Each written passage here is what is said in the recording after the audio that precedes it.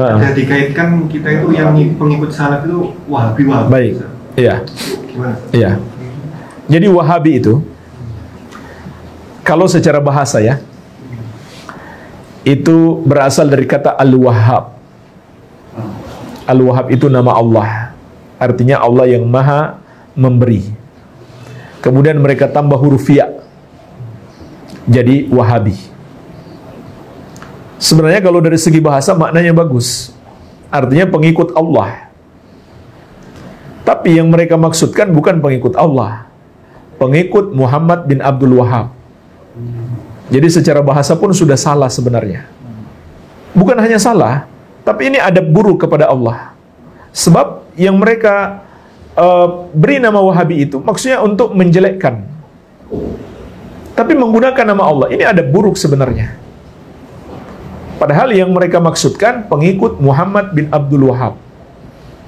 Ya, namanya Muhammad. Abdul Wahhab nama ayahnya. Al-Wahhab nama Allah Azza wa Jalla. Nama ayahnya Abdul Wahhab. Namanya Muhammad. Iya. Nah, siapa Syekh Muhammad bin Abdul Wahhab itu? Beliau adalah pejuang Islam. Ulama besar, Ahlus Sunnah wal Jamaah di abad ke-12 Hijriah. Buku-buku beliau sampai sekarang masih ada. Bisa diteliti, bisa diuji, tidak ada yang keluar dari ajaran Ahlus Sunnah wal Jamaah. Hanya saja kenapa banyak orang membenci beliau? Karena beliau memberantas perbuatan syirik dan bid'ah. Itulah yang membuat orang-orang yang berbuat syirik dan berbuat bid'ah sangat benci kepada beliau. Itu sebabnya mereka menggelari pengikut beliau dengan Wahabi. Ya, karena di zaman itu di abad ke-12 Hijriah di Arab Saudi, syekh ini punya kekuatan besar, pengikutnya banyak. Termasuk didukung oleh pemerintah Arab Saudi. Nah, disitulah menyebabkan kebencian orang-orang yang berbuat syirik dan bid'ah. Karena mereka diberantas syirik dan bid'ahnya bukan hanya dengan lisan, tapi juga dengan kekuatan. Dengan kebijakan pemerintah di masa tersebut. Iya. Jadi, itu sebabnya mereka menamakan Wahabi. Dan intinya, yang mereka namakan Wahabi, nggak ada ajaran baru. Semua ajaran bisa dibuktikan, bisa didiskusikan, bisa didialogkan. Tidak ada yang bertentangan dengan pemahaman sahabat. Tidak ada yang bertentangan dengan ajaran Islam. Iya. Nah, jemaah sekalian, sedikit saya tambahkan tentang dakwah Syekh Muhammad bin Abdul Wahhab ini.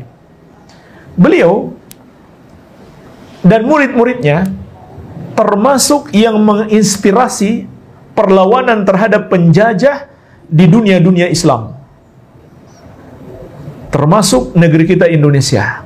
Beliau termasuk berjasa besar dalam memberikan semangat perlawanan terhadap penjajah Belanda. Bacalah sejarah perjuangan Tuanku Imam Bonjol.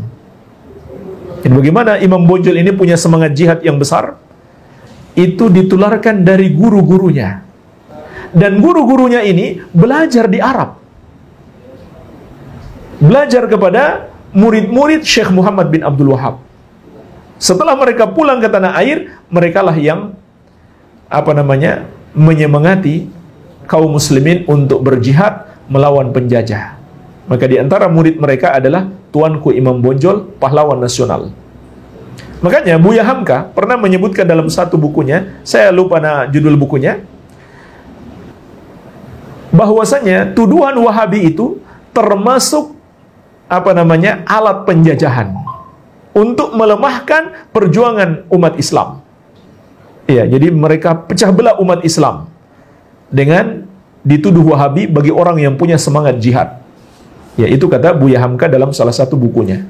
Nah, itu juga digunakan oleh Inggris untuk memecah belah umat Islam di India. Ketika mereka menjajah India, mereka namakan pejuang-pejuang Islam ini sebagai Wahabisme.